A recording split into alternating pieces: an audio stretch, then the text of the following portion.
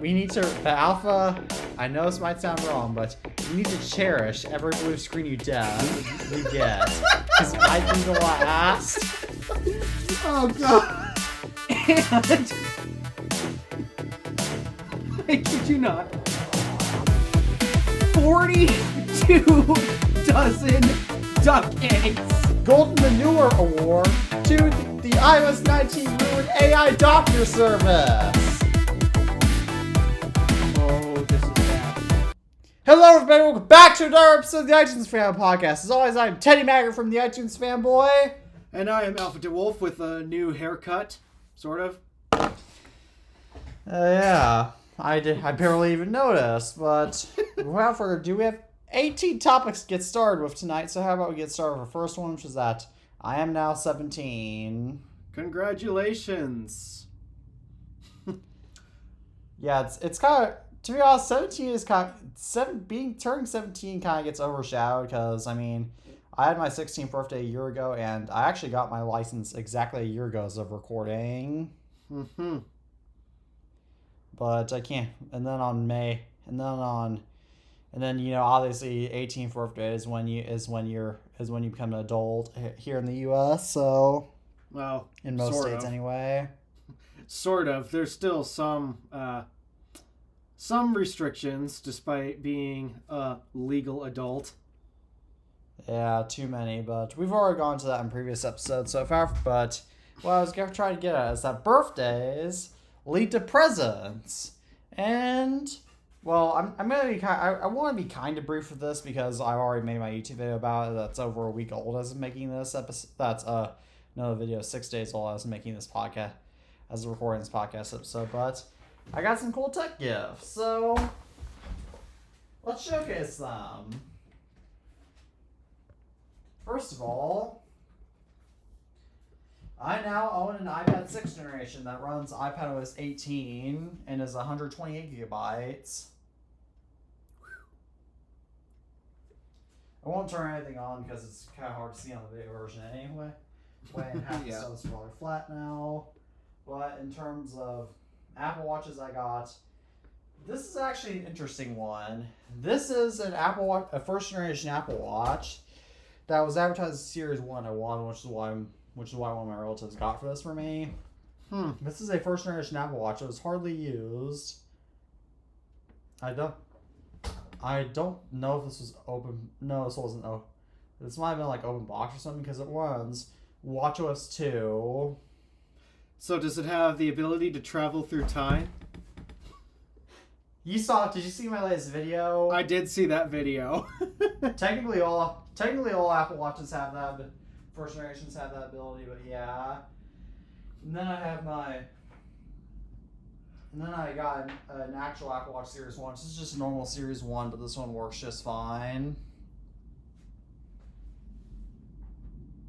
And then and I have the boxes for both of my first two, both of these Apple Watches right here, which I actually remember the box to my mom's original first generation Apple Watch, which I always thought they were so cool because I thought they looked like, and let me grab it, mini white MacBooks.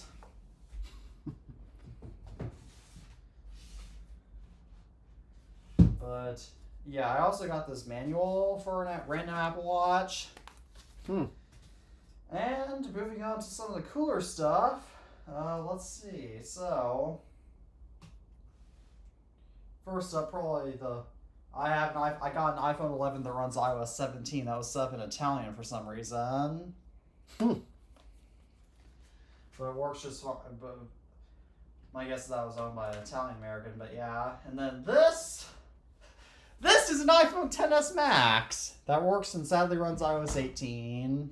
Oh no, not iOS 18. Yes, this runs iOS 8. It's not too horrible on it, but I mean, I also don't rely on my XS. My XS Max is obviously not my main phone, so. Yeah, unlike someone else here. I hate iOS 18 so much.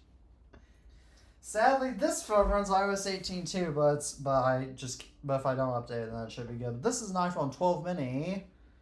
That's 64 gigabytes, just like the other two iPhones I got.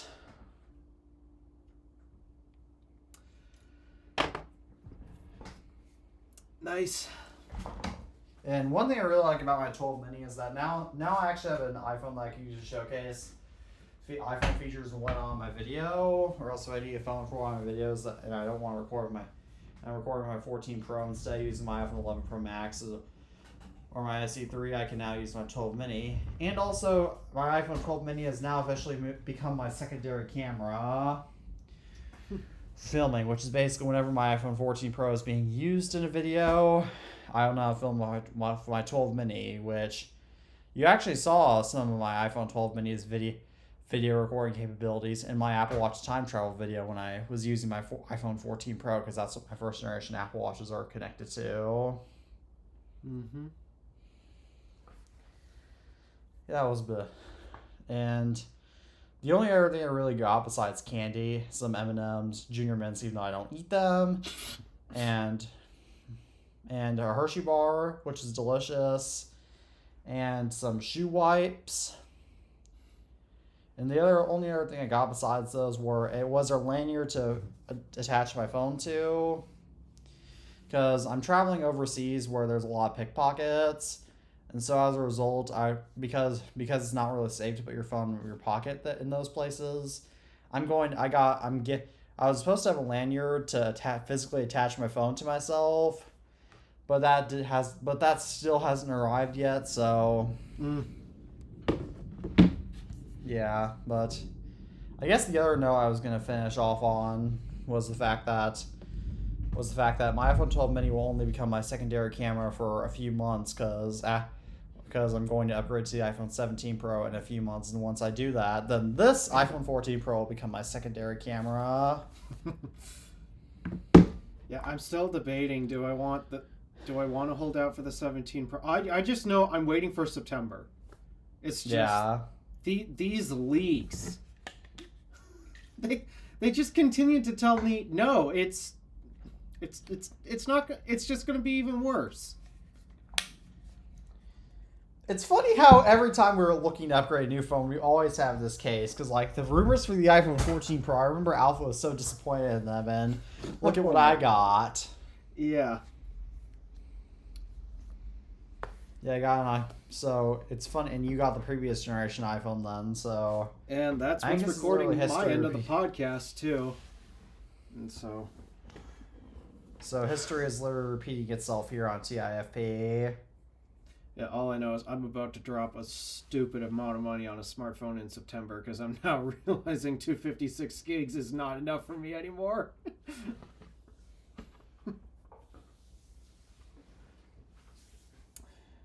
Yep, I'll be going for the full terabyte this time around.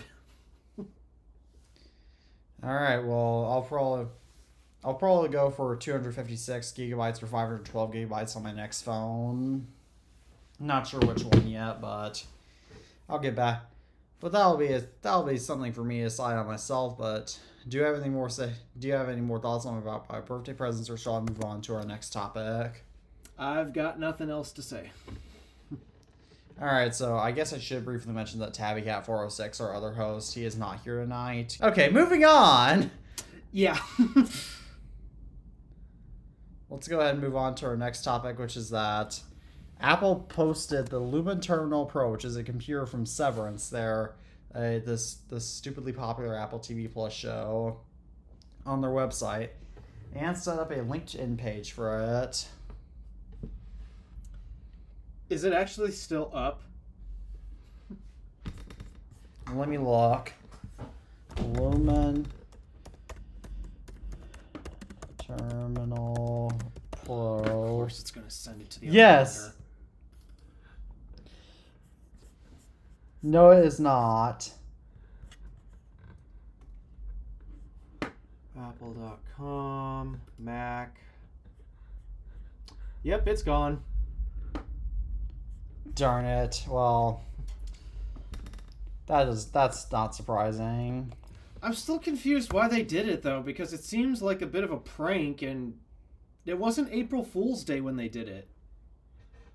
Yeah, for it was March 28th when I have that topic listed, but I mean, that's a little weird. I mean, I think Apple just wanted to wanted to like promote Severance because it's apparently having like some sort of season. I'll watch Severance, so I don't know, but I think its season finale is now done. Which another thing, side tangent. I guess we're going on side tangents again. Why are TV show seasons getting so short? My guess has to do with a lot of budgets being cut in Hollywood as of recent. Yeah, regular TV shows used to have like 22 to 28 episodes a season. And back in the 1950s, they would have like 30 to 38, although that quickly changed in the 60s.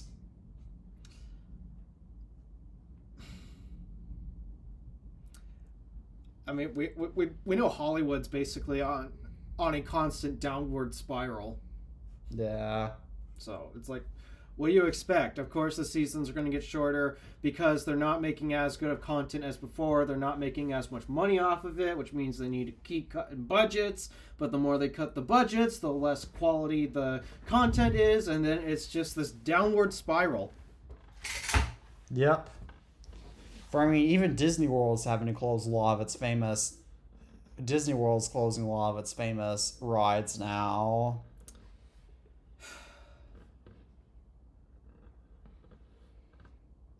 Yeah, I don't know what else to say about big entertainment. It's just... We've gone to it in plenty of other episodes. Yeah. But something that we haven't gone to in other episodes that I guess we need to is that WWDC 25 has been announced for June 9th. I'm very nervous for this one. I've got a lot of bad feelings about what Apple's going to end up doing at this WWDC, just from the leaks and rumors. Yeah, I mean, at least they're not doing at least they're not going to do rounded icons. I'm indifferent about it. It really doesn't matter to me. A design is a design. Is it nice to change it up every once in a while? Maybe. Just don't change the functionality of it. That's the number one thing I'm always concerned about. And they failed to do that with the Photos app last time around. And I'm hearing they are going to be making some pretty big redesigns to a lot of applications. Yeah, I don't like Okay, this is another side tangent, but one thing I actually hate about older iOS versions is that, like, have you ever is how come there was just a photo and camera slider, and then you had to go into a lot of sub menus just to access like different modes like panorama. They changed that in iOS 7, and that was a very, very good change. Yeah, if you make the functionality better with the change, then yeah, I'm all for it. But like, what improved with the Photos app? Nothing. It's like I honestly don't like. I could be just like I'm just fine with the functions of the Photos app in iOS. Like, if the Photos app doesn't need features, like, I'm just fine with the way it functions on iOS 9. I know some people like to think we're overreacting about, oh, they changed the app. Oh, it's the end of the world. It's just... It's not. Yes, you're right. It is not the end of the world that they changed the Photos app. The problem is they broke a lot of intuitive functionality. They broke a lot of muscle memory. And now I can't find almost anything in that app anymore. And it's been over 6 months since we initially got it. One thing... Yeah, this is ridiculous. One thing that actually kind of drives me nuts about iOS 17 and higher, and I never experienced this because I never had any iPhones running iOS 17 or higher until now, is that now, like you know how in my videos I oftentimes used to have sit phones right next to each other in my videos if I was showing more than one, right? Yeah.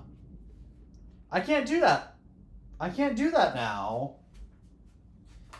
Because they'll kiss each other. Okay. Oh, is it like that? Is it like that near drop thing that keeps popping up or whatever?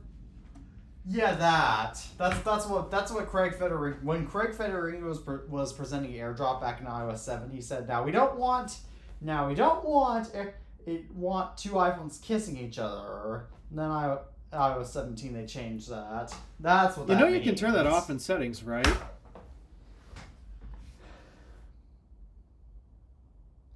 I will have to do that. Because I got it with my iPhones when I got iOS 17, and that was one of the first things I switched off. Yeah, I guess I really should do that because I don't need my own iPhones to kiss each other.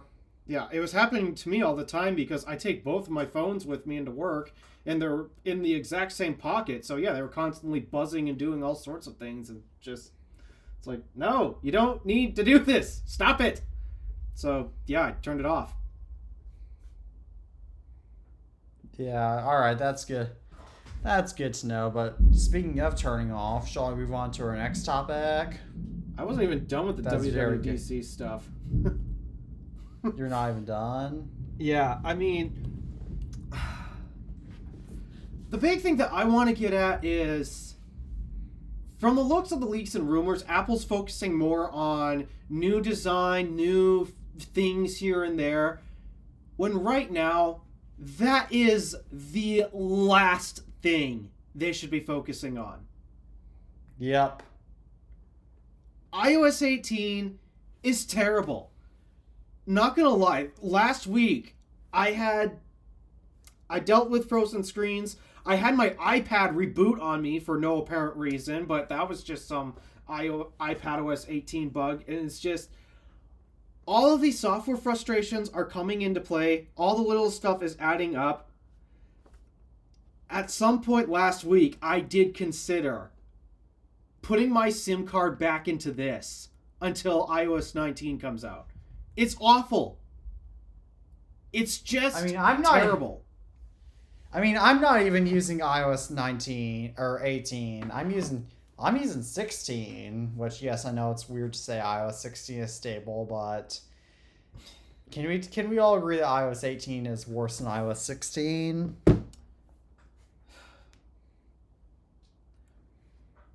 It's right up there with iOS 11. iOS 11 was terrible. I don't actually know which is worse. I just know that iOS 18 and iOS 11, absolute trash versions of iOS. And the fact that Apple is focusing more on, new features, new design, it's like, you can't run away from your problems. You know what happens when you try to run away from your problems? They bite you even worse. Yeah. Because, just so you know, guys, problems are magnetic. So, if you try to run away from them, that magnetism is only going to bring your problems closer to you, and it's only going to weigh you down even more. You're going to constantly trip over them unless you actually deal with them by discharging them. And Apple is not doing that, at least from what these leaks and rumors are suggesting. So I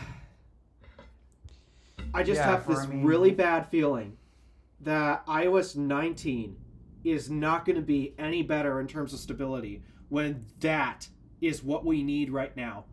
The way iOS is functioning on not just this device, but also the device that's currently acting as my camera. I got this plugged in right now. This device here, my gosh, this case is disgusting. Funny, the only device that seems stable is my MacBook right now. My MacBook seems perfectly stable too on macOS. Sonoma's latest version, right? Sequoia. Yeah, Sonoma was. Oh my gosh, I can't even keep them in. I had trouble keeping that on track. Yeah. It's just, yeah. What Apple's doing right now is just so not them. They're the company that delays things until they're actually ready to go. I mean, let me just say this. The difference between... Well, what made iOS 18 better than iOS... What made iOS 11 better than 18 is that Apple had to completely redesign iOS 11 from the ground up because of the iPhone 10. And they did have that excuse, yes, but... And most of the new features on iOS 11, I mean, they actually made sense.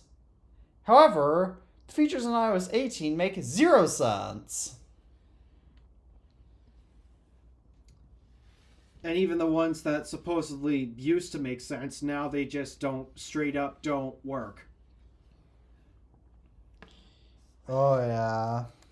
So, Apple, you should not be focusing on redesigning iOS right now. You got some bugs you need to deal with.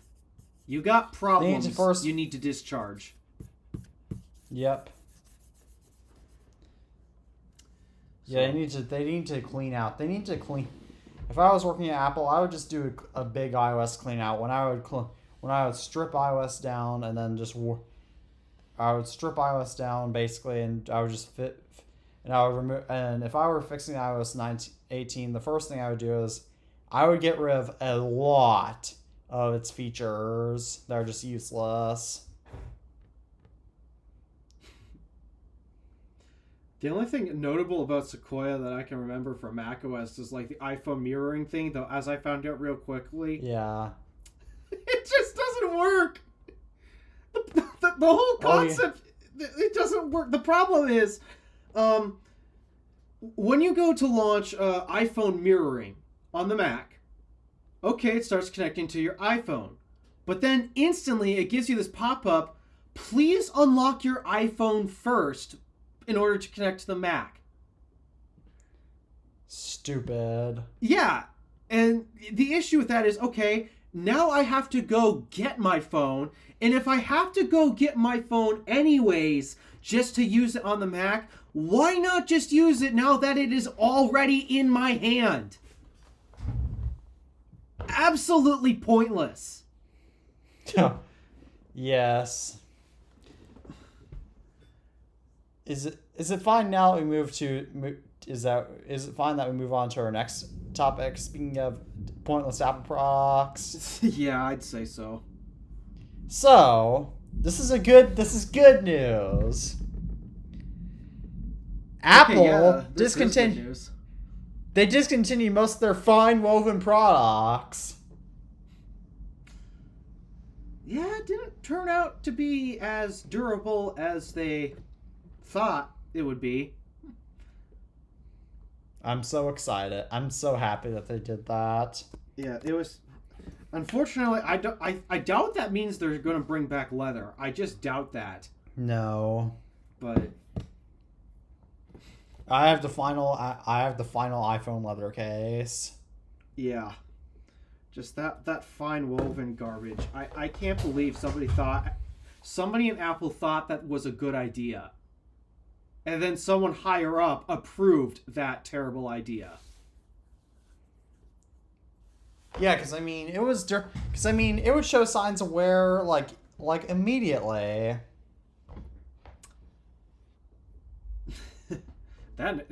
It collects dirt like you wouldn't believe. It tears easy. It's like, just, what were they thinking? I don't know, but shall I move on to our next topic? Speaking of Apple's stupidity. I'm very confused by the way you worded this, so you're going to have to give me an explainer. Okay, so Apple was fined for $20 million due to waiting too long to respond to something in Google's antitrust case.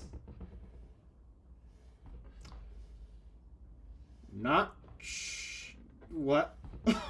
I'm sorry, what? So, because Google has been paying Apple for Google to be its default search engine on Apple devices, as a result, Apple's involved in their antitrust case too, and Apple had some legal actions they had to respond to, and they waited 33 days, which was too long, so they got fined for $20 million. Or barred is technically the right term, but yeah. Ouch. Yeah.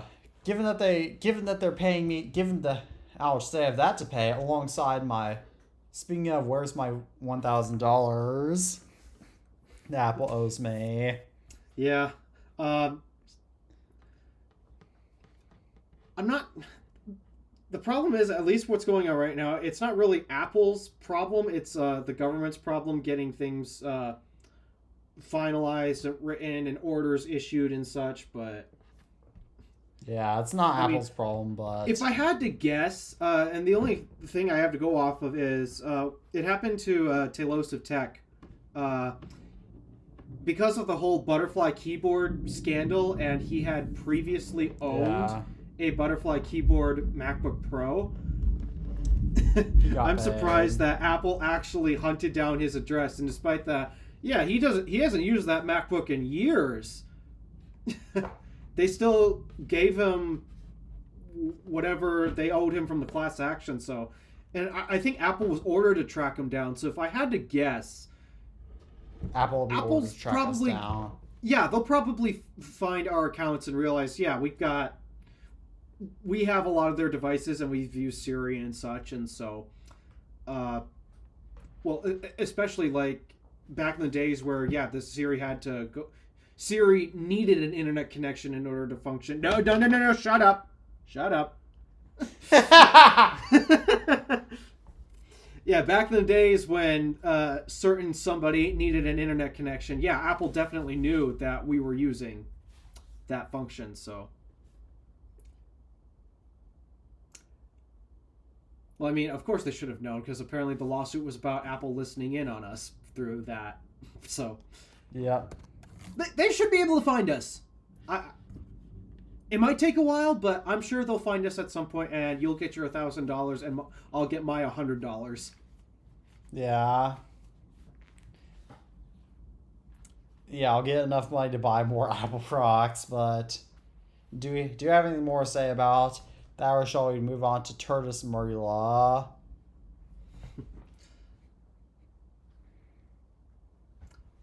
You know, I'm just realizing some irony. We claim to be Apple fans, and what have we been doing to Apple for the past how many months?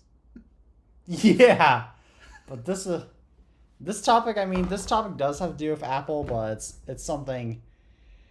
It's a topic about hatred towards Apple, technically. Something that Apple's generally not fond of. So, Apple probably thinks that Tertus Merula deserves its name. Yes, Tertus Merula is this actual tool's name. And it is a new iOS downgrade tool for devices with the A7 processor all the way to the A11. And you can downgrade to any iOS version, and it's tethered if you don't have SSH blobs, meaning that you'll have to boot up a computer every time you need to reboot it. Or it's untethered with them. I don't know that many details about that type of stuff, but wow. Sounds like they found a really big exploit. So it's part of the Checkmate exploit that was discovered in 2019. But basically, that means that, well, if your iPod Touch 6th generation's battery hadn't been expanded, you should be able to downgrade it to iOS 8.4 tethered. You know, come to think of it, now I'm kind of wishing that this had an A11 or something, so that way I could get it off of this terrible software. I just wish that Apple have signed older iOS versions all the time, no matter what, period.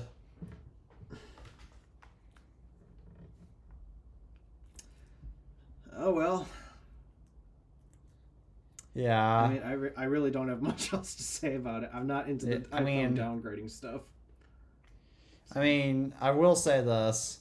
I probably am not going to use the tool very much just because I personally really hate tether downgrades.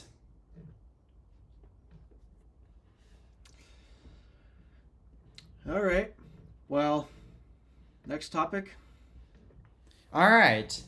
This next topic is a good one. So, the iPad is now 15 years old today as we're recording this podcast episode.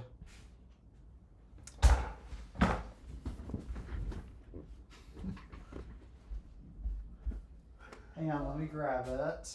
Buried under this giant pile. Come here. This is my iPad 1 that runs. This is my iPad 1 that's in horrible condition that still works and runs iOS 3.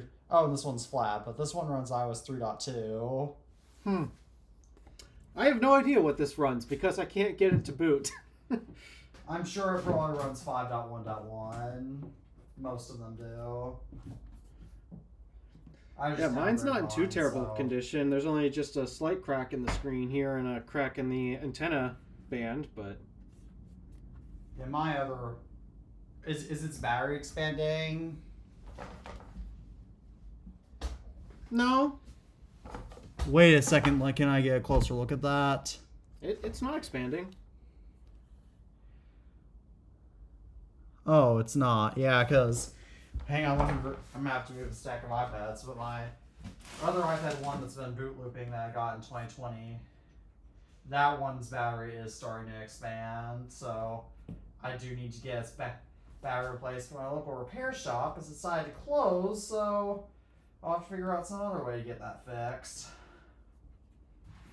So that has not been a high priority repair since I already have 2 other working iPad first generations. So, well, yeah, battery's not expanding on this. It's just, it's just used. Yeah, this is the one. This is the one with the expanding battery, and it's kind of hard to. And now I know how easily you can tell in this light. But yeah, it's expanding. And then this is my other first generation iPad inside Apple's very first case. That wasn't the iPod Nano tube. And let's see if this one will... Now I won't bother to turn this one on. Yeah, crazy to think. The iPad has existed for 15 years at this point, and the Pro iPads still are not very pro. It's had a calculator for only one of those years. True. Something that probably should have been there from the very start.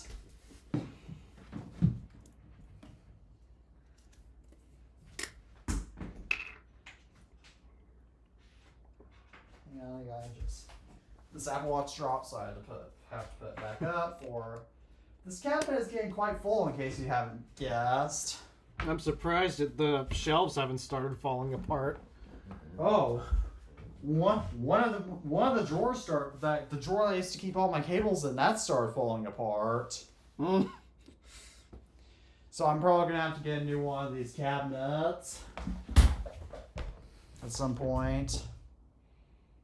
Or figure out some other solution.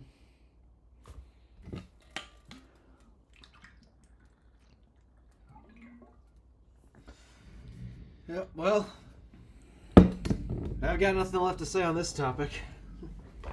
Neither do I, but shall I move? Alright, so Google is removing the public Android developing channel and is privatizing development.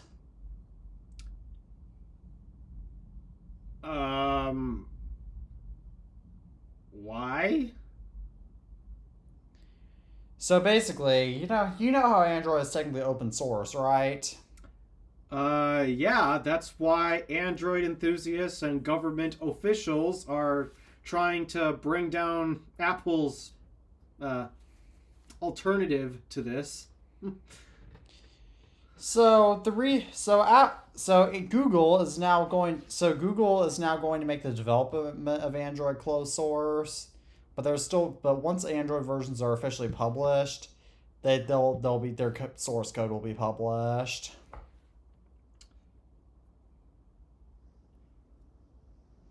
I actually think this is not helpful for the Android developer community at all.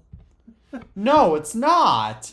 Open source software, like, let's face it, open source software is really great because it allows, like, if you know how to code it, it allows you to be able to fix software yourself, but also allows great free software that doesn't have ads, like OBS.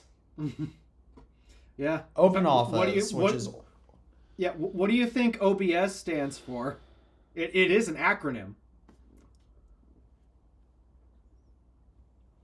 Open Broadcasting Software. Oh yeah, that. And Open Office, which is Oracle's alternative to Microsoft Office.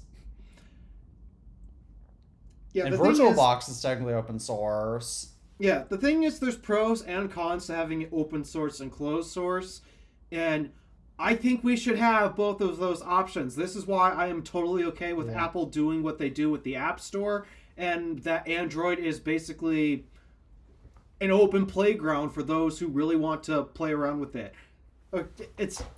I'm okay with the fact that we have both of these options, and this is the number one thing that irritates me about people trying to open up the App Store on iPhone, and just, it's like,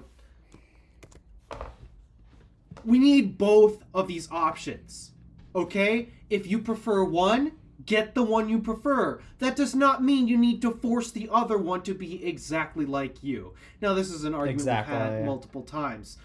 But yeah, despite that I've argued in the past that yes, Apple doing what they do with the App Store and the iPhone is okay and should be okay and should not be interfered with. At the same time, Android should not copy their model. Because the issue with this duopoly thing is... a big thing that frustrates me is Android makes a lot of similar choices to iPhone. That's what's happening for quite a long time. And for good reason some of the time, but then a lot of the changes that they've been making, especially as of recent, are actually kind of going against Android's core values. They think that they're trying to bring the good features of the iPhone over, but the problem is some of the iPhone's features are against Android's core values. Imagine what Andy Rubin thinks about this, even though I think Andy Rubin's now in jail, if I'm not mistaken. Yeah, I wouldn't be shocked if he was.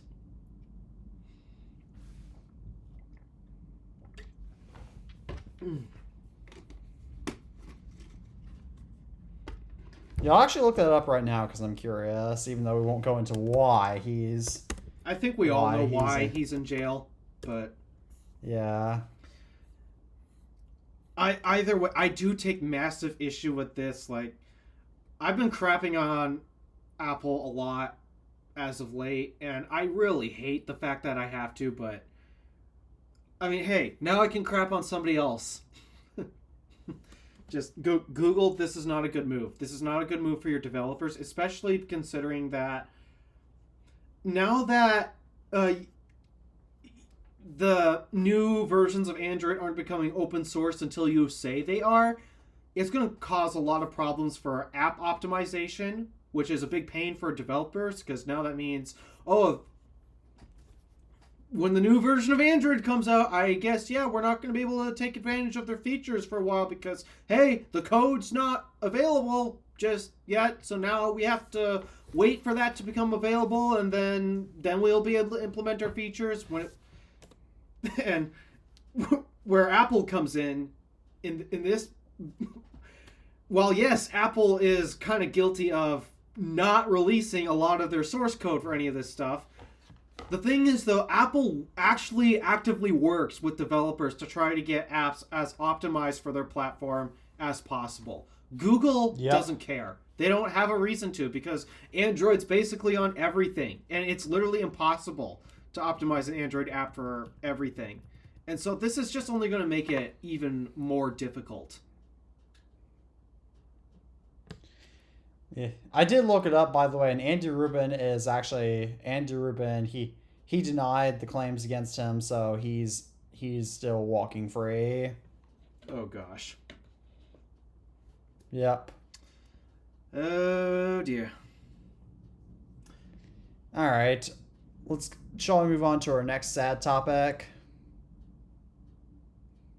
Was this the CEO that agreed with me last year when I talked about Samsung being unoriginal with their designs?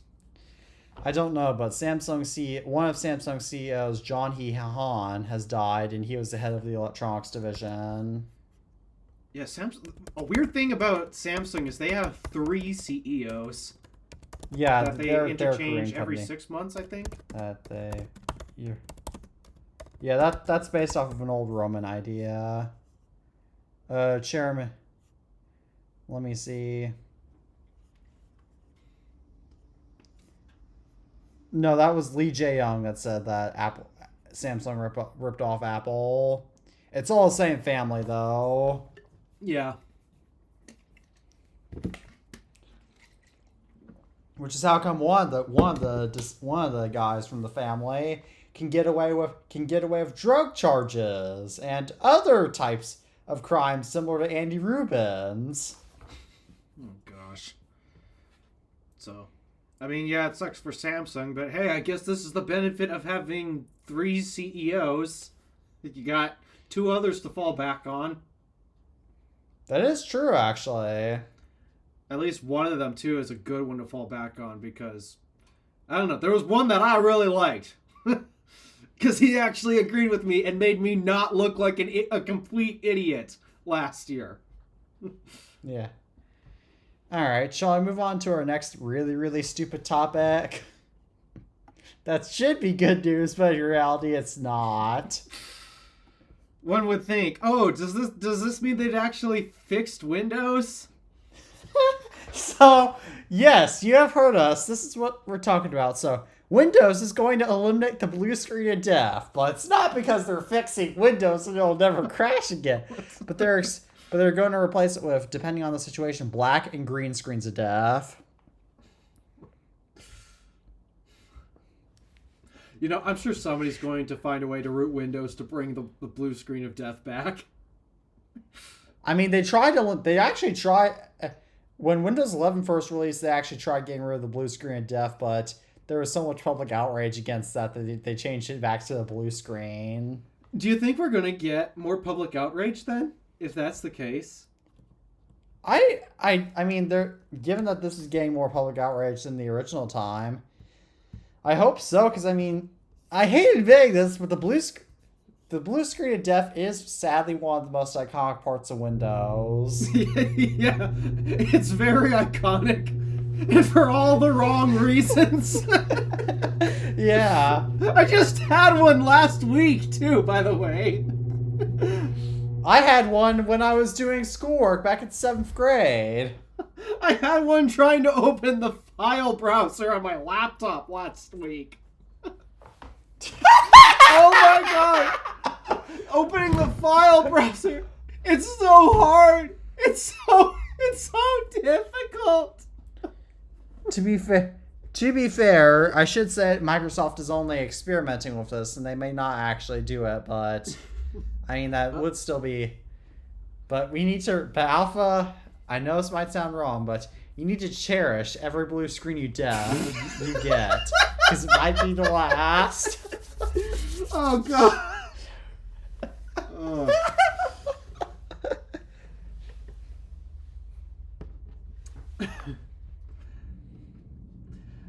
I mean, we know when Microsoft experiments with things, it usually ends up going poorly. So I kind of hope that this experiment backfires, or kind of hope this experiment blue screens on them. Yeah. Makes sense. Just, oh my god. I gotta look up the date on that again. When was that announced? I had it listed as March. Oh, 29th. 2 days before April Fools. Imagine if they did this on April Fools. Oh man. Or it was technically 3 days before April Fool's Day, but yeah. Shall I move on to our next topic, though? Sure. I've never heard of this company, though. So you know those places that you can go get where that take those businesses like Ancestry DNA and 23andMe in this case that where you can get samples of DNA from and then look online to see once they have your samples that you can look online to see who your ancestors were and what you're at risk for, like what diseases. Okay. So, knowing companies, can you imagine that having samples of DNA were used for good? Let's think about this real hard. No. Yeah, they were basically using the deoxyribose nucleic acid, which is what DNA stands for. They were using the deoxyribose nucleic acid to sell the data to insurance companies and other companies. No. They wouldn't. It's not like these companies need to know every single piece of information about you. Despite that, we have this thing in the Bill of Rights called what is it? The Fourth Amendment, right to privacy. It's basically that, but you can what am I trying to say here? But there was actually this is similar to why they're actually almost going to make it a law when if you or they're going to make it a standard procedure whenever somebody would be born. So let's say if I had a child, they would basically take a small sample of its DNA and store it on a chip so that way they could have a sample of everyone's DNA to locate crime scenes. However, Fourth Amendment, anyone? However, that badly backfired because workplaces could get potential firms could look at the people's DNA and because insurance would be higher costs would be higher for those who are at risk for certain diseases as a result. If you're at Alpha, your family has a risk of heart conditions, right? Slight risk, yeah. You would have a lot harder time getting your job if the DNA Chip Act passed or the procedure passed. And I how many times have I mentioned this now? There's this thing called the Fourth Amendment. Yes, you have. You mentioned that, but basically 23andMe, what I'm trying to get at is that 23andMe has been selling DNA, but now they're filing for bankruptcy because, wonder why no one wants to sell their DNA to them. But also, they're keeping the DNA so they can do whatever they want with it.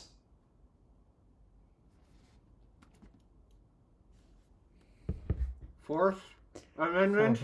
Anybody? Anybody? Yeah. You know, sometimes if the government wants to go after big tech for anything, this is what it should be. Because all of this data collection is just... It's gotten too far out of hand. Yeah.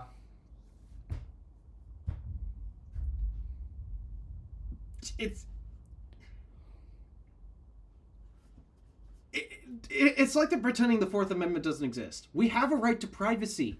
The problem is they don't respect it. And so it's just... it's irritating. And this is why I hate Meta services most of all, because they live off of it. This is where they make their money. Yeah. By learning every piece of information they can about you and selling it to people who definitely don't need it. Meta mostly uses it for in-house analyzation to sell ads. Oh, you know they use it for a lot more than that. Yeah, they and for a lot more. And then TikTok, what they used to do, now they're owned by Oracle, so it's a little bit different, but TikTok, believe it or not, unsurprisingly, used to sell all their user data to third parties who they didn't even know.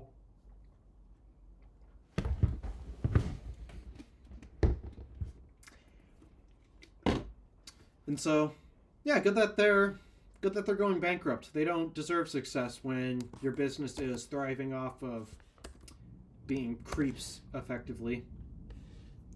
All right, shall we move on to our next topic about? Well, we can't technically discuss Tabby's car's damage because he's not here with us, but I guess we can. guess we can just. Do you want to discuss your parents' car's damage? So, basically, what ended up, yeah, funny enough, we texted the group chat at the same time, just as, was it the ID4 or was it the? I think it was Audi. the. I'm trying to remember. Was it the ID4 or was it the Audi?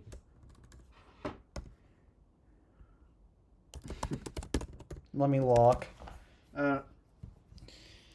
Oh, that's far up there. Oh, there's my April. Let me look in the group chat. Scrolling up.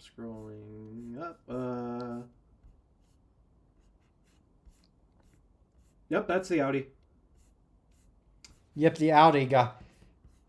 I'll let you continue explaining this. Yeah, well, point is, as Tabby texted us that the Audi got involved in an accident. Rear-ended.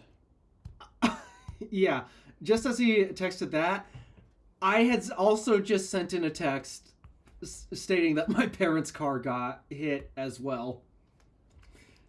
Let me look back at the text for more context. I believe Tabby was rear-ended. Yeah, meanwhile, my parents' car was front-ended. Go back up to the damage. There's the Audi. Did I post my photo? Yeah. It did get detailed, though. Oh, by the way, you have massive debt and tolls now. No, it was the ID4 that got backed into. Oh. So the ID4, the Tabby's mom's ID4, someone hit and ran that. Yeah. And then this happened to my parents' car. Yeah, it got front-ended. Yeah, basically what happened was, let's just say we don't really have a proper pickup truck. I mean, we have one, but the problem is it has a flatbed, and that's not very convenient for hauling the garbage out. Because when you're country folk like us, yeah, we don't have anyone to come and take our trash from us. We have to go take it to the dump ourselves because we're independent. And because we're independent, that means we need to make sure we have a proper vehicle for taking the trash out, which our truck is not really in any condition to do so. So I called up one of my friends who has a truck, and unfortunately, he completely either under or overestimated just how he overestimated how much room he had between his truck and my parents' car, and backed into the headlights. Oh. Did he fix it though?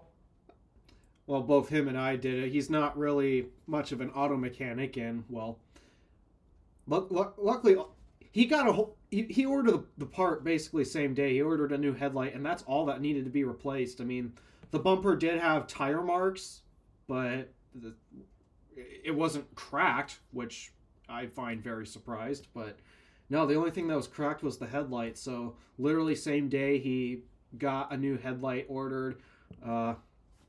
And then just last week, actually, we got it installed.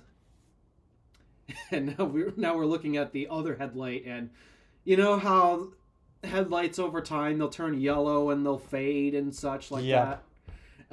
Yeah, I think we're going to need to do the other headlight now, too, because of the mismatch. Makes sense. But, yeah, I mean, the situation's all covered, all done.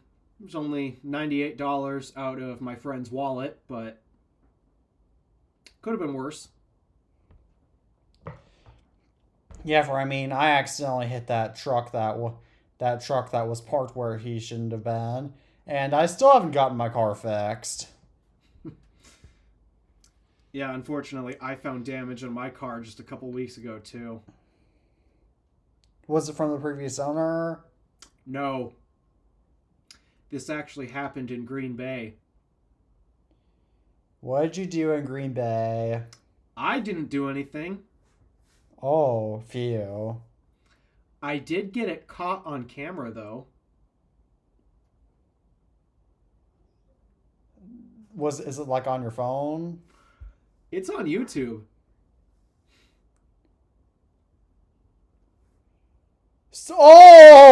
Somebody opened the door on you.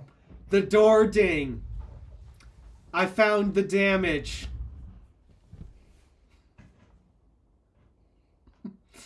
I found the damage. It's on my mirror. Oh. So When I was seven, I remember one time my dad yelled at me because I was opening up our car door and I discovered that, and he got mad at me because I almost hit the car next to us. Yeah. Because we all know how little kids are with opening car doors. Hint, hint, families, if you're looking for a way to allow your kids to open their own door without hitting other cars, try a minivan. Yeah. Like, yeah, for I remember there's you a mentioned that in your massive video back in benefit right there with the sliding doors. They're not just there for show, they're there for practicality reasons. That would be one of them. Yeah. So, but yeah, I found damage on my car. Apparently, the turn signal indicator on the mirror, that got cracked, and there's exposed wiring. So I'm trying to do everything I can to keep that section of the mirror dry. But so I have a new turn signal on order, which I'm surprised I can just order the turn signal. In fact, that's all that's damaged. The rest of the housing is completely fine. It's just my turn signal's cracked. That's actually good because on one of my mirrors turn signal, on my left mirror turn signal, I think, in my car, that's completely gone. Like, that doesn't work anymore. Yeah. Though I'm surprised. I found just the turn signal part. I didn't need to order a new mirror housing or anything. It's just, no, I looked on eBay, I found the turn signal, and I'm just waiting for it to ship here. So, but yeah, unfortunately, I found, it took me a while, but I finally found the damage on my car. Ugh.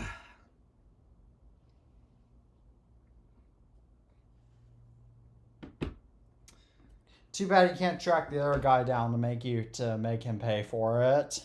Oh, I have his plate number. Are you gonna make him pay for it? No, it's not. It's a $20 part. That's a valid point.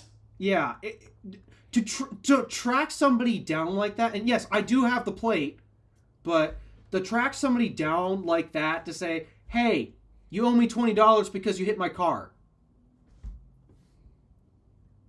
It kind of comes across as being a bit of a, you know, we know. an a-hole per se. Yeah. So, yeah, it was $20. It's a $20 part. I can tear apart the mirror myself. And so it'd probably be worth it. It'd probably cost more money to track him down than the part. Yeah. Now, if he hit the car to the point where I needed to replace a whole door, then then we're gonna have a different story here.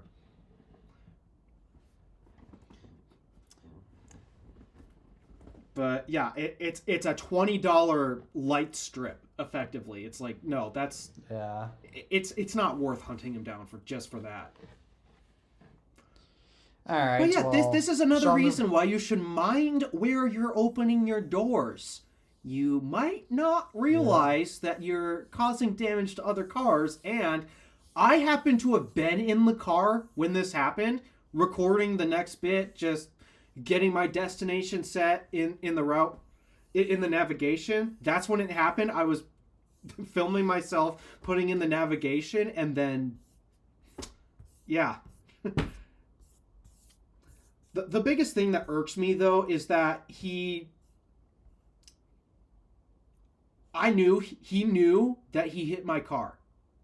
Okay, that was undisputable. I saw that he was looking at the mirror and he knew he hit my car. I got out to check for the damage, but he didn't address it with me. He just got back in his car and he left. Yeah, when I hit that Tacoma, I literally, like, we both got out in the range, like, what we were gonna do. Yeah. Now, I'll be honest, I have been in an accident before in my previous car. Yeah. And, well, that did a lot more damage compared to a light strip. I had a punctured grill, almost had a punctured radiator. That's more damage. But, I mean, the car was already far gone, considering the condition it was in, but the biggest thing that put me at ease was the guy admitted fault. He pulled over, and we addressed it right there, right then. He was like, yeah, hey, I'm sorry. It was my bad. What do I need to do to fix it? Even though, just by looking at the car, it's like, is it really worth fixing? The car is already this far gone. It's like, it's not even worth it. But there was this that's a little, but that's nicer than the guy who owned the Tacoma, because the guy who owned the Tacoma that I hit, first of all, he didn't speak he didn't speak English fluently, so it was a little hard to communicate with him. But he also had this Toyota Tacoma that had to be at least 20 years old. It was probably even older, and it was definitely in used condition. And he still wanted me to give it, until I explained that I was 16 at the time, he wanted me to give him like $50 for it.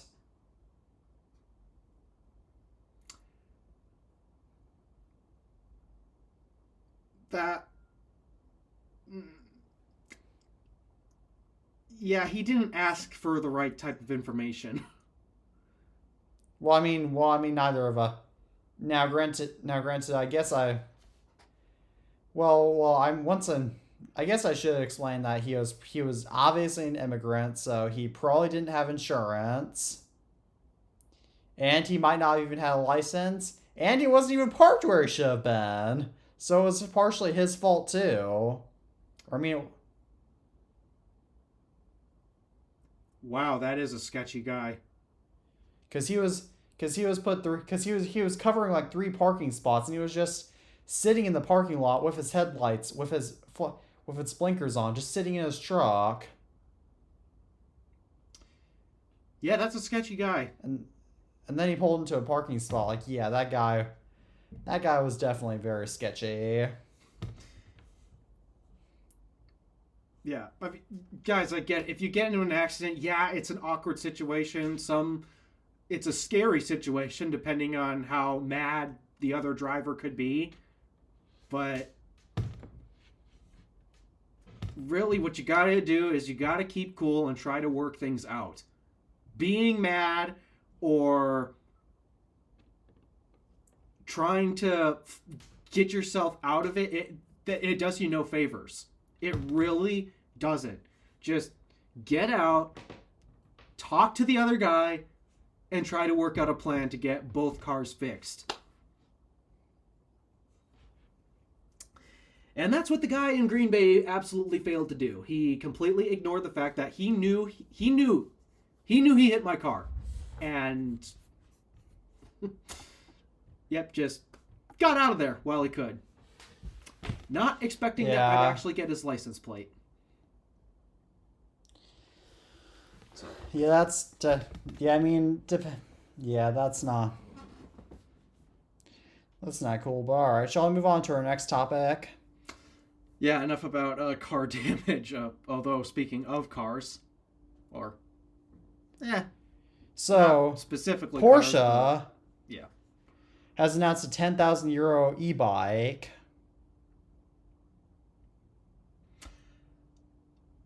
I mean, cool. Though I'd rather try to DIY my own personal one.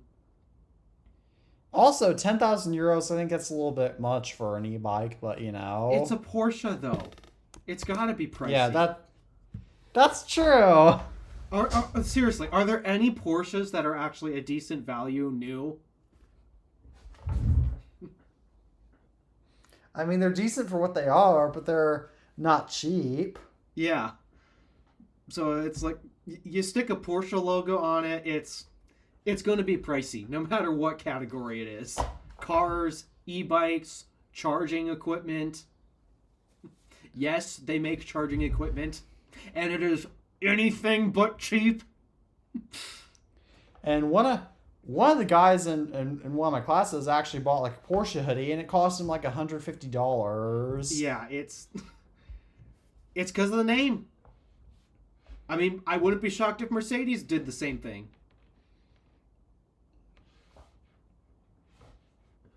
They already charge, like, how much money for a service appointment? Let's not even think about that. Yeah, I suppose that's the one downside of owning a Mercedes. It's their service fees. I don't even go to the Mercedes dealership to have my car fixed. Yeah, we don't even have one for like 500 miles of me. Yeah. All right, because you live in the UP, of course you don't. Yeah. Who cares about it? We don't even have a Cadillac dealer up here. Well, most people that generally own luxury cars generally own them in the South, typically. Oh, we got plenty up here. Luxury. We got plenty of Escalades up here. I mean, I guess I should have said like luxury, like race cars and sports cars. Oh. And like sedans. Well, I'm still referring to like Cadillacs and Lincolns. Like, we don't even have those types of brands up here.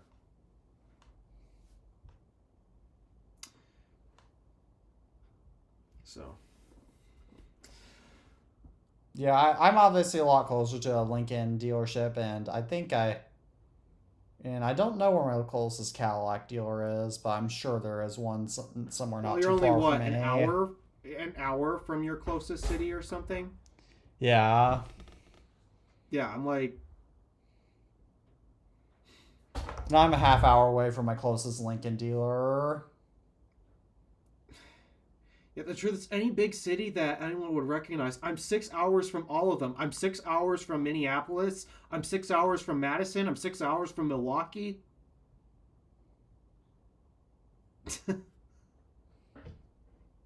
Why do I live 3 here? hours from Green Bay. Green Bay's not really that big of a city. I mean... It's the third largest state in Wisconsin. It's still not that big, to be honest. That, and, like, it's still... if you... It doesn't even have an Apple store. That's a valid point. There's no Apple... There's an NFL team there, but no Apple store. Yeah, they have an NFL team, which I parked in their football field, by the way. The accident happened at the football field. But no Apple store.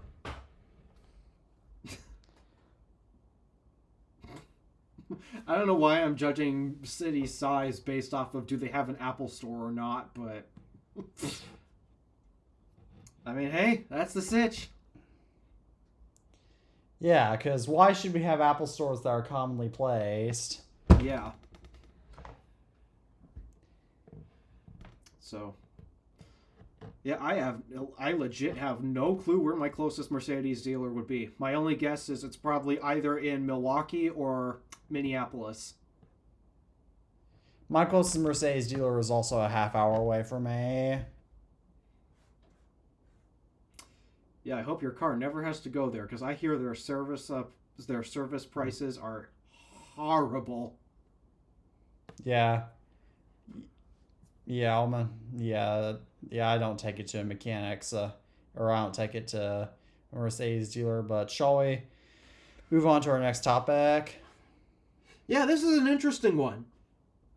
So, Rivian spun off their e-bike lab into a new company called Also. And so far, their Also's website only has one page. And it does a terrible job at describing everything.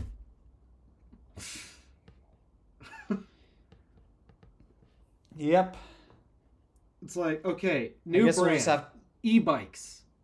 Nothing else. We don't have a concept. We don't have target pricing. We just have a name and what they think they want to make, and that's pretty much it. We'll have to wait and see where this goes. But shall I move on to our next topic? Oh, it's about Nissan. So, yep. So Nissan. So the 2026 Nissan Leaf has Nissan's done a teaser for, and there's no other details other than that. It'll be an SUV. Dude, Nissan's in trouble. Nissan is in really big trouble right now. They're merging with Honda and they were talking about merging with Honda and Mitsubishi, for goodness sakes. Yeah. Yeah, that's well, I thought Mitsubishi was another partner of Nissan. No, Mitsubishi's independent right now. Well, didn't they develop if I recall, the Leaf and the iMe were very similar vehicles. Both CHAdeMO based, similar sized batteries, both really bad vehicles in general. I don't know, but yeah, the Nissan Leaf, like any other cars, is becoming an SUV because that's what the housewives want. You know what? At this point, after driving so many different crossovers and SUVs, I just have to question, is this really what everyone wants? Because, I mean, I'll admit, I enjoy driving a little more than most, but even for just commuting and such, these crossovers drive like crap.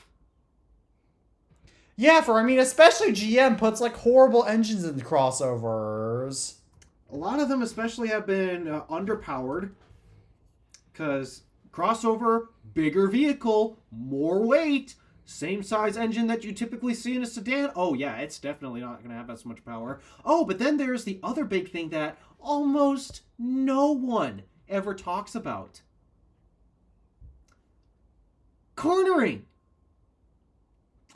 Do you have any idea how easy it is to flip those things? What do you mean flip those? The problem with crossovers is because they're taller, their center of gravity is also rising up, which means it's a lot more likely to tip over. Yeah, I had that same for when I've driven my mom's SUV. I've had that same problem. I'm trying to remember, is it a GLE or a GLS? It's a GLS 450. Ah, GLS, okay. But yeah, doesn't it feel just a touch more, well, tippy, I guess? One thing that I noticed about... That's not the way I was going to describe it. Basically, I feel like you have a lot more wind resistance. Oh my... Living up here in the blizzards, the last thing you want to be driving is a tall SUV. I mean, sure, ground clearance is nice, but all that wind.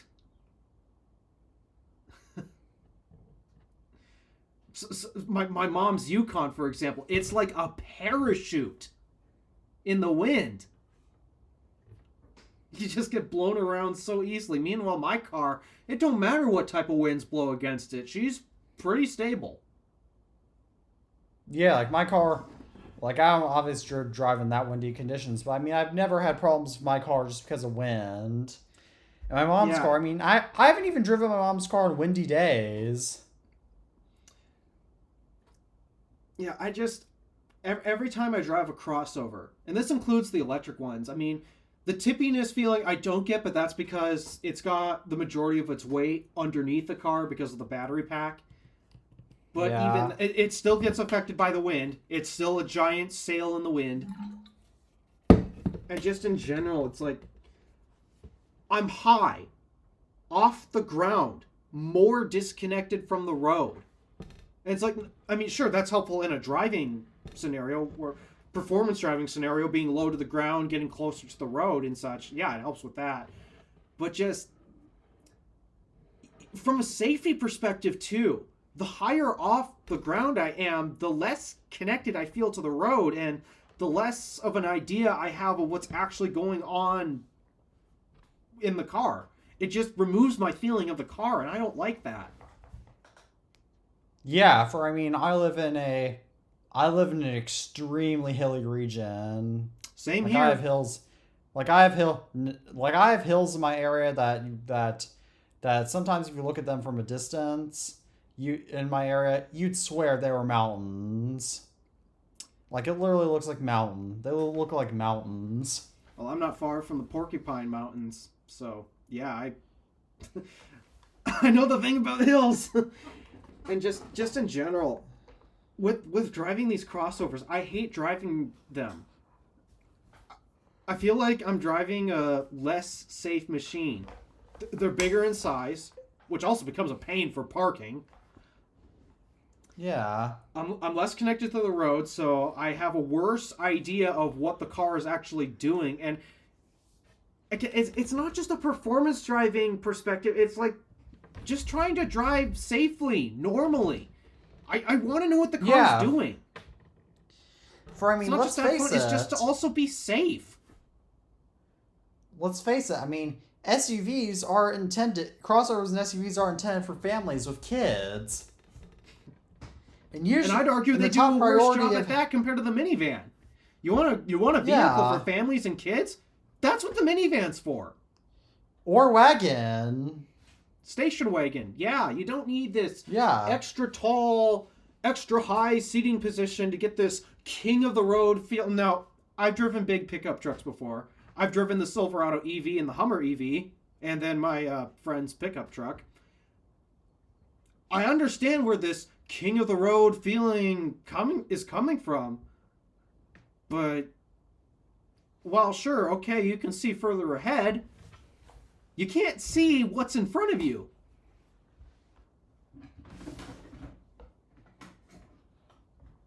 So it's just like all of these trade-offs you have to make when going to a vehicle like a crossover or an SUV. I just keep asking myself, do people actually want this? And well, most people would tell me yes, they want this, because I'd argue the reason they tell me yes is because for the past 10 plus years, all they've been driving are crossovers and SUVs. I'm curious to see what would happen if they get back into a sedan.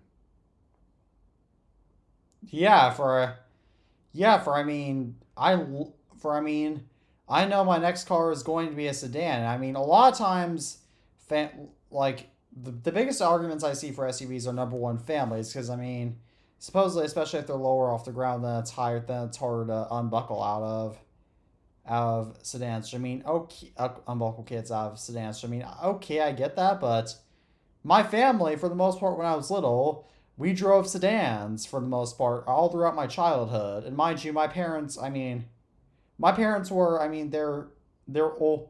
they were older first-time parents, I'll say that. And so obviously they were more like, and my dad has lots of back problems. But my parents still managed to unbuckle me, but my parents never had an issue with having a sedan. My family especially, we've been most of our road trips are done in sedans. Yeah. And you have a far bigger family than I do. I got two sisters, both of which are younger than me, and even still, we got the Yukon, which honestly we rarely take now for family trips, because for one, all of our cars, we don't have a single car that can't seat less than 5 people, and there's only 5 people in my family, so that means it doesn't matter which car we take. We can fit everybody. And there's 2 issues with the Yukon. For one, in order to have reasonable trunk space, the third row basically has to be removed, completely. The seats literally need to be taken out of the car. So that basically turns that vehicle from a 7-seater into a 4-seater. Because we got the which is captain's even chair. which is even fewer seats. So yeah, if we want to travel all together as a family in that thing, we got to put the third row back in. We don't have a choice. I mean, we could put just one of the 2 seats back in, but it also causes problems when it comes to cargo because again, the way that we have the short wheelbase Yukon, not the long wheelbase. I get that there is a longer wheelbase XL version. I should know this. I'm a car enthusiast. It's just didn't make sense to get that one a lot, but okay. So yeah. The point is that if we want to use it, it's hard to use it where we can fit all 5 of us and all of our stuff at the same time because of our third row awkward situation. And then the other problem, or bigger problem, if I'm being honest, the gas mileage in it is just terrible.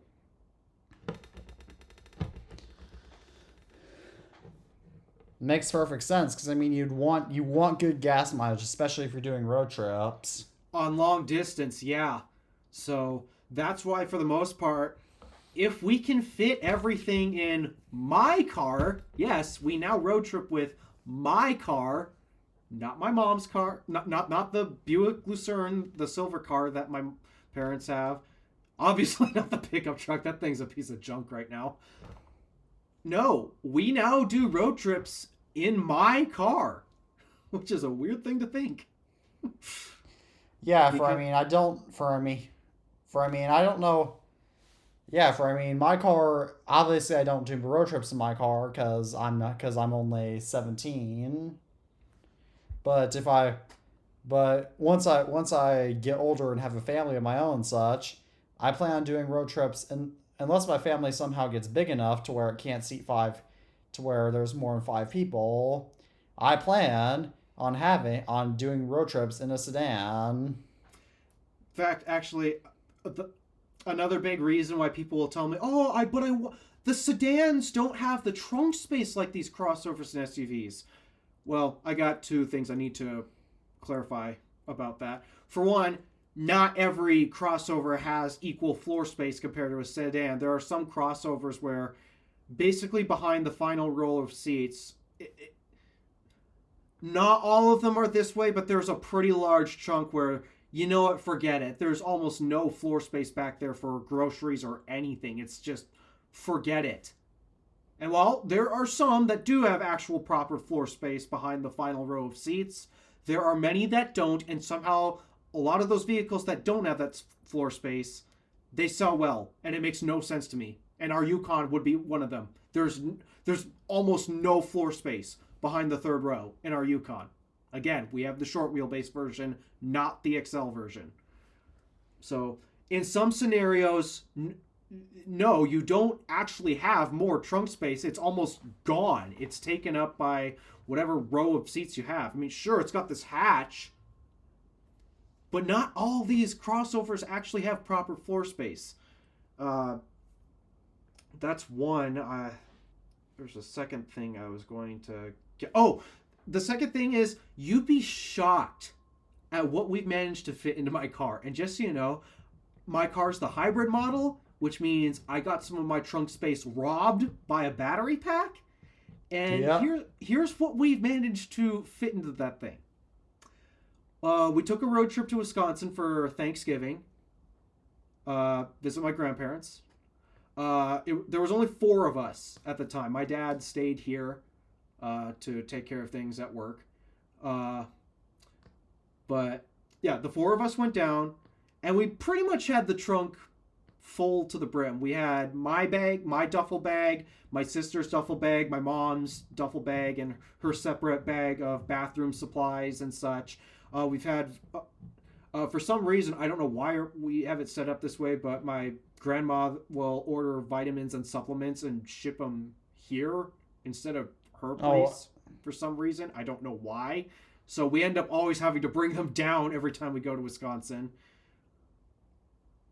So we did that. However, we did not expect that on our way back home, we'd be bringing home an extra passenger, my cousin, all of her stuff, bags of, like 3 garbage bags of clothes for my littlest sister, and I kid you not, 42 dozen duck eggs. What were the duck eggs for? We brought them home for, well, my dogs are gone now, rest in peace, but one of our dogs was diabetic, and so we were trying to feed her more protein, and because eggs are in a bit of a short supply for the past year or so,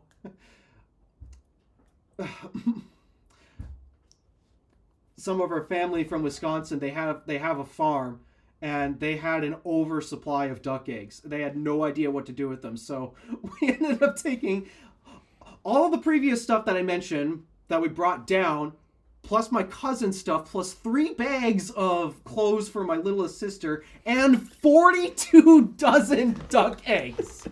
Somehow we fit that all into the trunk of my car. A sedan. Maybe you'll have to title this episode 42 dozen duck eggs. Yeah. If you think sedans ain't practical, then you're not going to think any car is. Yeah, my dad and I have done my dad does long distance road trips in his M6 all the time. But yeah, the reason I'm bringing this up is, again, cars full, 5 people, all of our luggage, and way extra. And my trunk is actually kind of average in terms of trunk space. It's nothing significant. It's only like 15-ish cubic feet or something like that. Maybe minus some because of the battery taking up some space, but yeah, to anyone who thinks sedans are not practical enough to haul all of your stuff, I personally beg to differ.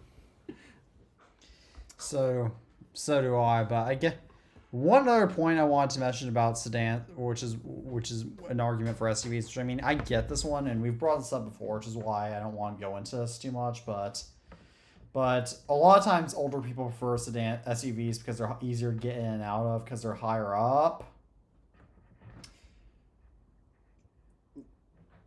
Yeah, and I found that it's really person dependent.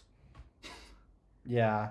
Like I actually struggle to get into a lot of those tall trucks and SUVs. I find it awkward for myself to get in them.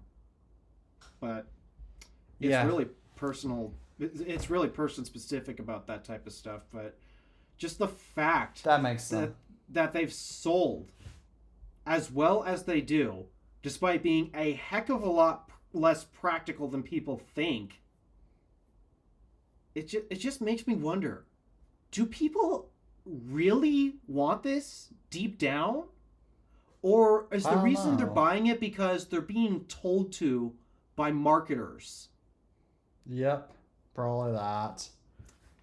And I'm just saying this because so many people bought the iPhone 16. Why? It hasn't really had anything groundbreaking. And the big thing that it was supposed to ship with is a complete failure.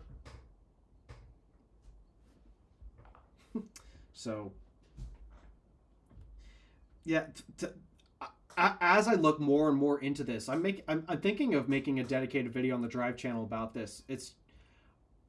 I'm starting to wonder a lot more. Is the reason why America buys so many crossovers because they actually want them, or is it because marketers told them that they need these vehicles? When in all seriousness, no, they don't. We don't need these at all.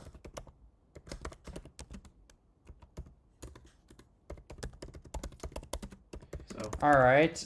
Shall I move on to our next topic, which I actually forgot to add this one in on time, or I forgot to add this into my Mac notes, but I just thought of it again, which is what I thought we should add, but basically, there's some new tariffs taking place in the United States for goods imported from other gosh. countries. But semiconductors are unaffected. And I have a feeling we really should get right off of this because, I mean, you've Yep. seen the internet. I just as of wanted to late, mention right? that. Yes, I have. It's a bit of a reason why I haven't posted a video in a long time, minus the April Fool's Day. Did you like the April Fool's Day prank I pulled That on was YouTube? great. That was a great video. So, for context, everyone, what I did was I made a video, just a joke video about how to watch a YouTube video. And I uploaded that to 4 of my channels because some I haven't uploaded in such a long time, like nobody would ever find it there. But I uploaded it to 4 of my channels, the vlog, the gadgets, the drive, and just the fun skits channel, just for the fun of it. I uploaded the exact same video, no changes, to all of those channels. I got confused why I sent 4 links until I realized, and why they were on different channels until I realized, oh, you posted them to 4 different channels. Yeah. Yeah, that was the April Fool's joke. So, I've unlisted it from 3 of the channels. It's now only on the vlog channel, just as a commemorative thing, but... Did you unlist it from all of them? Not all of them. Just it's still live on the vlog channel. You can still watch it there. But on the rest of my channels, no, I unlisted it. You won't be able to see it there anymore. Still made for an excellent joke. Really did. I had someone comment just before we started talking about they're so confused on why this video exists, and then I had to comment, check the date this video was published. And you got that other comment that said, this is stupid. Why should I watch this video? And he was only proving your point about how people don't like to watch the entire-days of YouTube videos, which pretty much reminds me that I need to figure out a video idea for tomorrow. Oh, I've got plenty. I feel like timing is just terrible right now. Yeah, meanwhile, I'm all out of ideas for YouTube videos. Yeah. Someone got the joke, though. This has been one of my favorite comments for the past few months, actually. I got it. Instructions unclear. I'll have to watch again.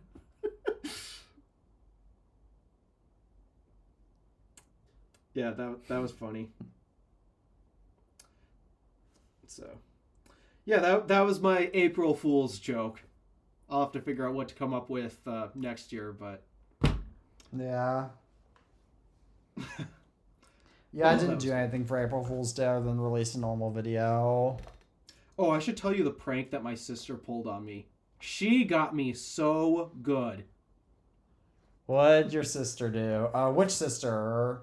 Dinker, the younger one. Yeah, the older one. So... because of a few restrictions when it comes to having an Amazon account, my sister's not old enough to have her own account. She has to have it tied to my mom's. But for some reason, and we're not sure why, and I used to have it set up this way too, by the way, back before I was 18. I had my own account, but in order for me to actually buy anything, my mom would first have to approve it. Huh, that's strange, because I have my own Amazon account and I can just buy whatever I want. Well, mine was tied. Mine was tied to my mother's account, and I think there was for mine's Prime not benefits. tied. So yeah, that might be why. But mine was tied to my mom's account at the time. And so yeah, I ordered stuff, and everything would show up with my name on the address instead of my mom's name. So that way, okay, yeah, it's my package. We know that. Problem is, we're not sure why, but every time my sister orders using the same system, everything that she orders is still showing up with my name on the address. Despite that, I'm unlinked from that account now. I'm completely separate and independent. But everything that my sister orders still shows up in my name to our doorstep. And so, here's what she did. I'm currently waiting for a package right now for my turn signal. Up comes... My sister hands me this package with my name on it, on the address. And it's a pair of pink shoes. I'm like, what the hell is this? What brand of shoes were they? I don't know. I legit don't know. But there's this package on the doorstep, and and the package is completely unopened because my name is in ink on the shipping label.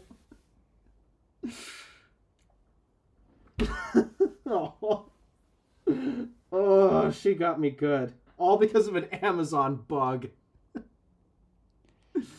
Yeah, I don't have it. Yeah, if only I had siblings I could prank like that. Oh, but I don't have siblings, so... I was so confused. Oh, she got me good. She got me real good. Shall I move on to our next topic, though? Yeah. All right, that's enough April Fools. Get back on top. All right, so let's go ahead and move on to this topic, but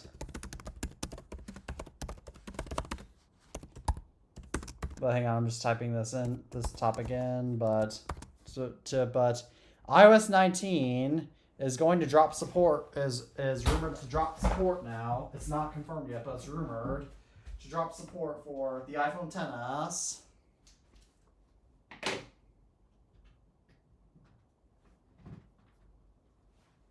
Obviously, a XS Max.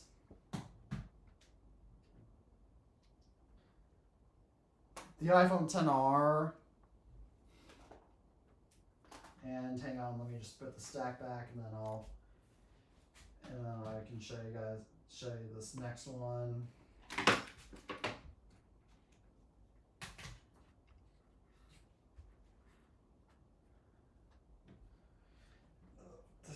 This is a heavy stack.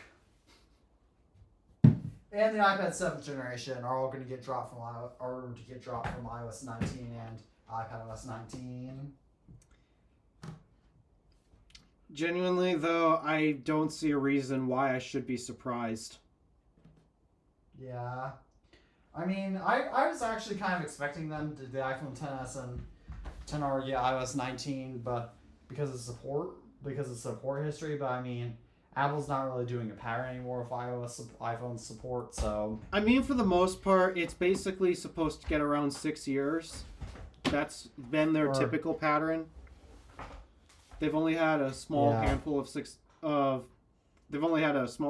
exceptions, but for the most part, they usually intend their devices to get 6 years. And yeah, this is basically on 6 years of updates, so I would not be surprised if Apple decided, nope, your XS is too important to you, so we're going to keep it on its terrible version of iOS for the rest of its life, and you're just going to have to suck it up and buy another iPhone from us. Yeah, and the iPad 7th generation, to be honest, I mean, I'm personally not happy that Apple dropped... I think Apple's probably dropping the 7th... I can see why Apple's dropping the 7th generation iPad, because I think it was a little bit stupid for Apple to put the A10 processor in it, because it was already the processor of the second oldest supported iPhone at that point. And I mean, the only reason why I think they gave the iPad 7 iPadOS 18 was so that way it could was because it was only 5 years old at that point. But now that it's 6, I mean, it makes sense to drop it, because... Yeah. I mean, Apple probably also doesn't want the iPad 6th generation to be able to get iPadOS 19 unofficially. Yeah. Because, I mean, the iPad 6 can run iPadOS 18, just not officially. Yeah. Even that. Which maybe I should try that on my iPad 6. I still hate, because we talked about this with jump software support for iOS 17 a couple of years ago. And I was not happy that Apple was going to drop the iPhone 10 because I mentioned iOS 16 was pretty buggy. for a lot of users. Not for me at the time. I didn't really experience that many bugs, but for you had some bugs in iOS 16. Okay, I had some minor ones, but it wasn't anything like, oh, I can't get to the home screen because my app won't swipe home, or stupid stuff like that. But yeah, I was not happy that Apple did that with the iPhone 10, and I'm still not happy that they'd be doing the exact same thing to this device. It makes me mad because iOS 12 was focused on squashing bugs, improving stability, no new features, just making software except for that screen works. time and group FaceTime. Okay, they added voice memos and stocks coming to yeah, they added some features, but the biggest highlight was no. We need to clean this up. iOS 11 was just absolute trash. We're cleaning this up, and for the devices that they dropped support for, it was a really a good thing that pretty much any iOS 11 device that existed had the ability to upgrade to iOS 12. It left those devices on a good note. And I was really hoping that they do the same for, iOS 16. It was pretty bad for a lot of people. Let's make sure all of their devices at least get left off on a good note by at least extending support one more year for a stable release, but just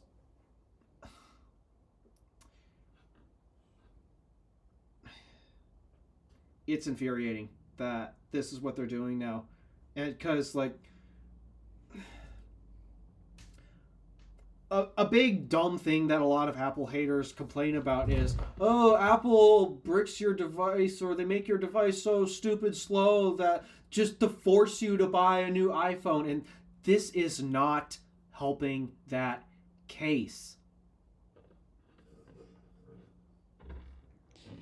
I mean, Apple probably knows that they're intentionally leaving iPhones on bad iOS versions so that way they can convince people, so that way they'll be left on bad notes, and because they know full well what they're doing. To me, though, it's like there will be other things that will cause people to upgrade, like degraded batteries. It's not feasible for everyone to always swap their battery when it gets bad. It's a pain for me because, I mean, I'm in the position where, yeah, I have two phones. I can send one out and I still have access to one. But most people are not like us where we have multiple phones. Most people only just have one phone. And if they need to do a battery replacement and they live in an area like I do, where the closest Apple store is 6 hours away, no, it's not convenient to just get a battery replacement. Especially considering how Apple handles third-party repairs for that type of thing. Or just third-party repairs in general. And so, batteries naturally degrade. Apple can't do anything to solve that. So, there will eventually be a point where, yeah, the user will have pretty much used that battery to its fullest extent, and, alright, if the battery life's too short, it's time for a new phone. To me, that's what drives most people to upgrade their phones.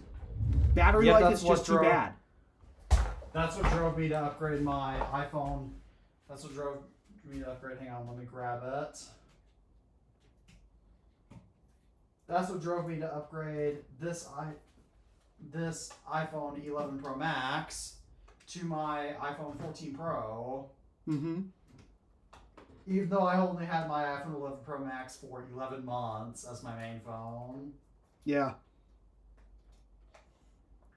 I was not intending on keeping it that short, but...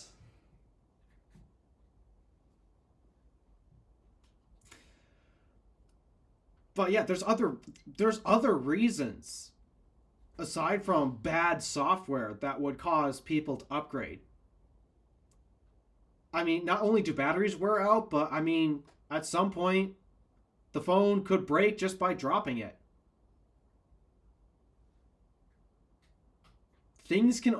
there is a point where you can only drop things so many times and it'll just completely fall apart. And so there's a long list of reasons as to why people will upgrade smartphones. You don't have to try to accelerate it by leaving them on a really bad version of software to the point where the only way to fix it is to literally get a new phone. In fact, the reasons why I was planning on upgrading from this, I mean, iOS is now a factor because iOS 18 was so bad, but for me, I just found it's not convenient for me to get this battery replaced. And the Apple, I thought I was going to be able to do that in Charlotte when I went last year to the Apple store, but their level of competence was so bad that I ended up canceling that.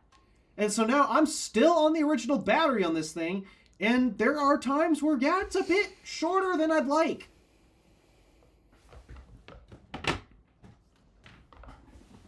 That, and also, I would really like to get Lightning out of my life, because despite that, I primarily charge my phone via wireless charging. I still use wired CarPlay, which requires a cable. And I would like it to be USB-C, not Lightning.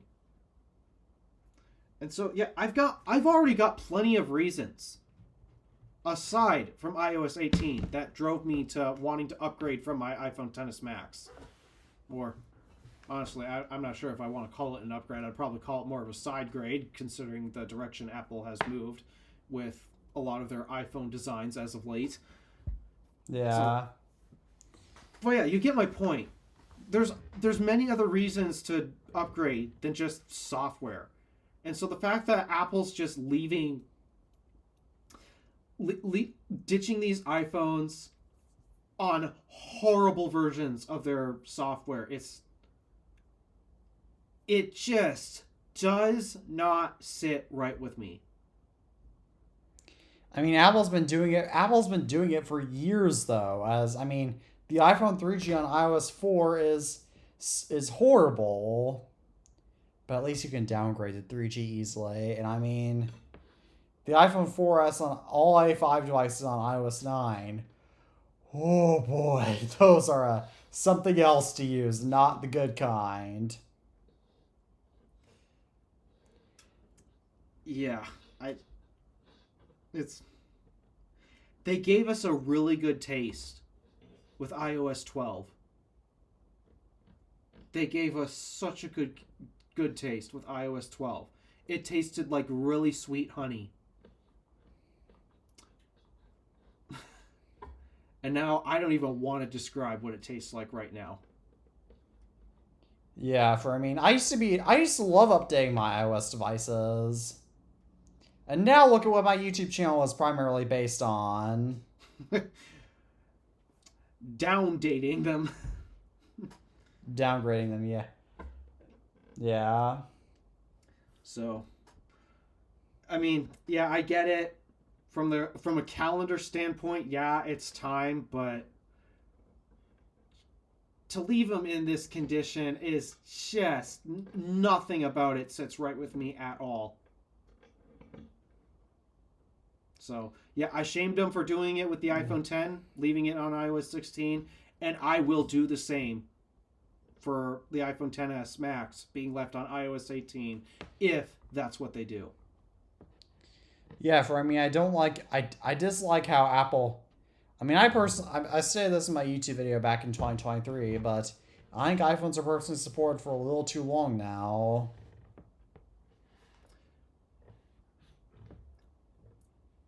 I mean, that used to be another thing that separated iPhones and Androids, the software support. And because of that, that is in part what has allowed iPhones to hold their value. Yeah.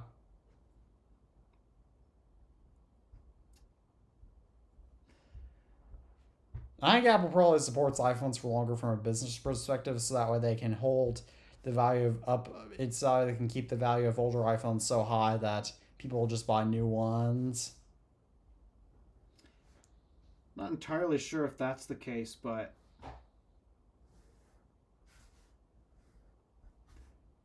I mean, the biggest selling point of that is customer assurance, that they believe in this product, and because they believe in this product so much, they're going to support it. And just the genuine truth is, supporting your product for a long time like that is a good thing.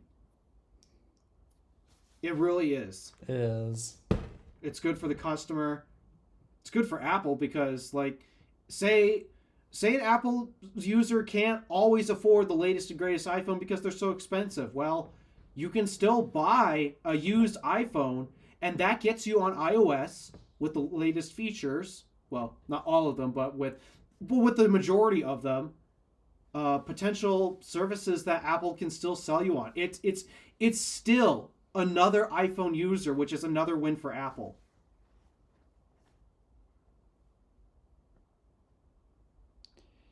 Exactly, but shall we move on to our next topic now? I guess we technically don't have to cover our last topic, in fact. But I mean, we have one more, but we have two more topics to cover, and it is almost 8 p.m. where I am. Yeah, what are they? So, these next rumors are with the iOS 19 Health app. They're rumored to offer built-in food tracking similar to Weight Watchers. And shall we do a drum roll for this? This is too scary for a drum roll. Oh my god. Gentlemen, we now present to you the Golden Raspberry Award for... Actually, no. The Golden Manure Award to the iOS 19 rumored AI doctor service. Oh, this is bad. This is bad. This is really, really, really bad. This is like so... This would probably be worth going into overdrive on my main channel, on my gadgets channel. Does Apple have any idea what they're doing? Look at the state of their current AI models right now. Do you really think it's in any position to be recommending health stuff right now? No, it's not. No, we're not in any. We know we're smart, yet we can't even be in any position to recommend health stuff.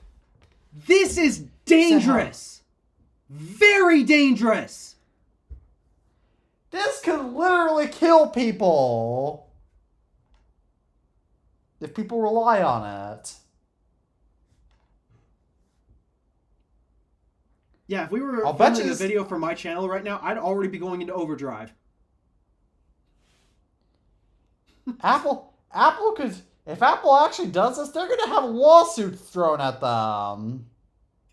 Look, I get it. Investing in health technologies is a great idea, but AI is a technology we never should have been investing in the first place. And the fact that now we're bringing it here, an already bad technology, into such an important space. Oh, no. Oh, gosh. Oh. This is bad. And the problem is, investors don't care. They're gonna pour more money into this because it's AI BS. Yeah. So, a PSA to anyone.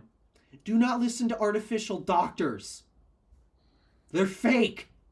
They know nothing. If anything, it'll only give you artificial intelligence disease. Yeah. So yeah, instead of curing artificial intelligence disease like what I think Apple is hoping to do with this AI doctor, no, they're only going to extend this artificial intelligence disease.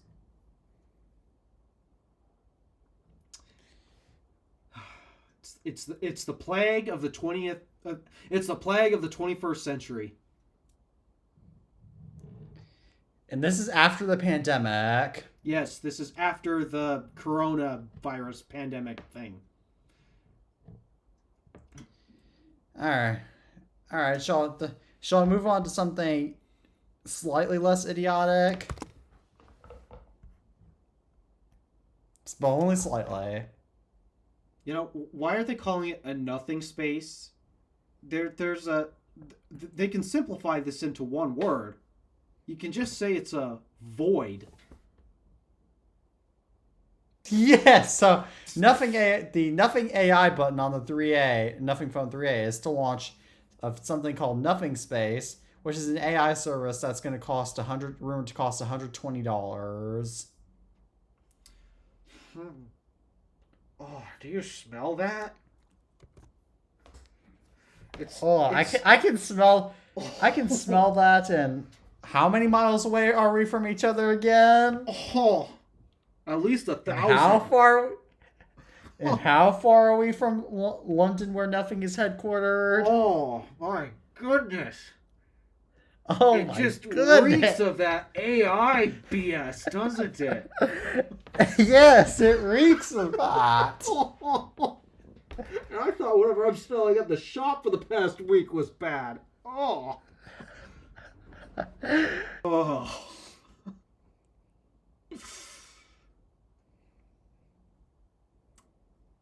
Yeah, this is another pointless thing. It's just... How do you be a tech enthusiast these days?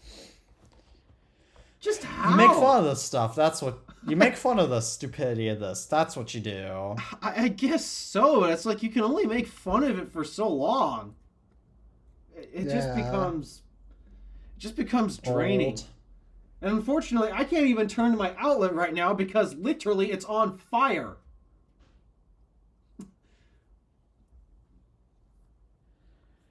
Yep, well, Sean... Well, in other news, we're out of topics.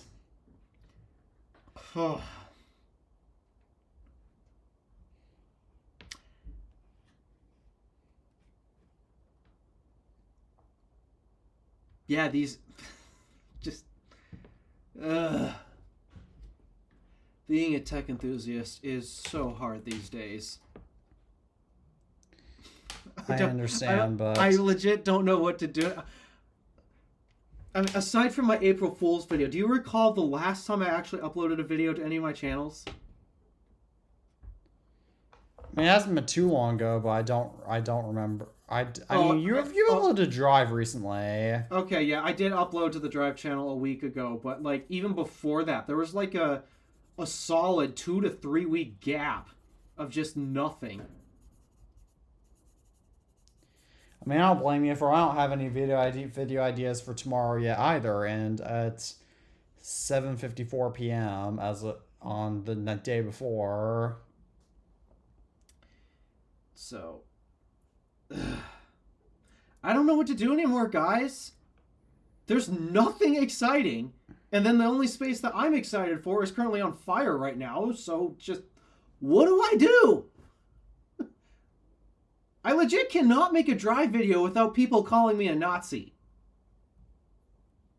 I know, and I mean, I can't turn electric cars on my channel because, again, the EV industry has such controversy right now, and I can't do...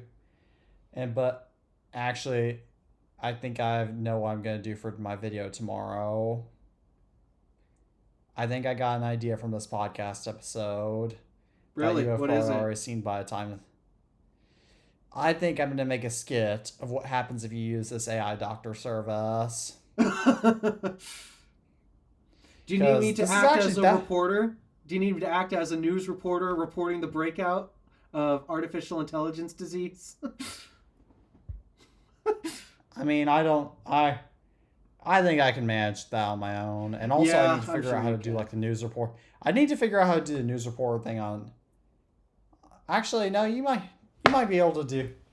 Actually, I can get the script over to you. If you want, I can get the script over to you tonight, and we can do that as like a collaboration. We could upload it to both our channels. Oh, dude, that'd be so fun. Like that. That'd be so fun. That would be genius, because we haven't actually done a collaboration together on our regular channel since 2021. Yeah, you're right. I mean, the last time you were featured video-wise on the Gadgets channel was just when I made the Mac video, and that was in late 2021, before this podcast. Yeah, it has been a while since we actually did something. So, all right. I mean, we've been doing this for years, but yeah, you get the point. I mean, yeah, but so that way I can go ahead and get this podcast episode finished, and so that way I can get started on the script for Alpha. Is it alright if we go ahead and sign off now? Absolutely, because my bladder needs a toilet and fast. Yeah, my bladder also needs to drain itself, so...